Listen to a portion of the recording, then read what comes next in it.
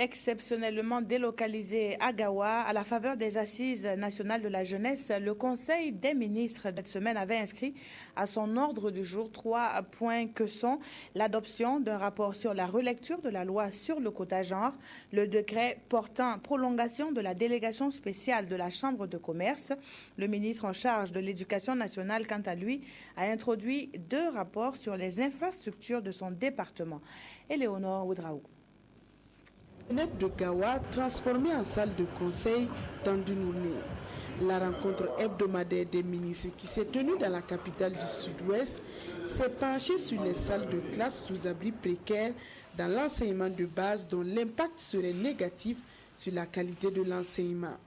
Avec 2000 salles de classe dans la situation, le Conseil a décidé de leur résorption qui pourrait se chiffrer à 59 milliards de francs CFA. Autrement dit, le constat essentiel est que dans ces salles de classe, il y a perte d'à peu près 2 mois de cours chaque année, dû essentiellement aux intempéries, à toutes les nuisances et également le fait que c'est un cadre de travail très peu encourageant. Toujours dans l'enseignement de base, le Conseil a reçu un rapport sur le redressement des écoles dans les zones non loties de la commune de Ouagadougou. C'est pratiquement 118 écoles qui n'ont pas l'autorisation d'ouverture.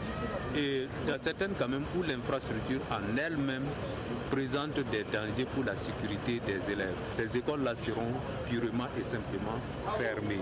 Mais là où l'infrastructure quand même est assez solide et ne représente pas des dangers physiques pour les enfants, il y a un processus d'accompagnement que nous allons mettre en place pour accompagner ces écoles-là vers leur normalisation.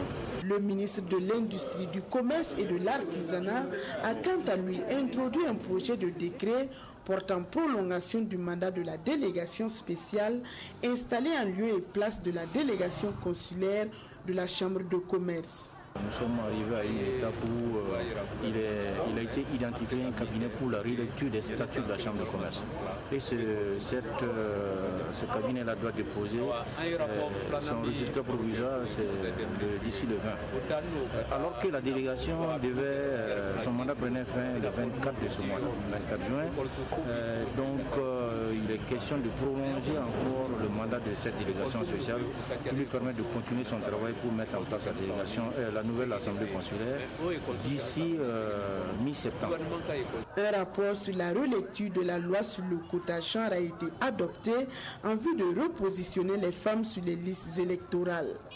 Nous avons opté pour une liste alternée pour qu'on ait quand même un résultat assez satisfaisant. Et il est prévu des sanctions dans le texte qui dit que pour tout parti politique qui ne respectera pas ce quota verra sa liste invalidée. Le quota de 30% est toujours maintenu et avec les sanctions, le ministère espère atteindre cet objectif dès les prochaines échéances électorales.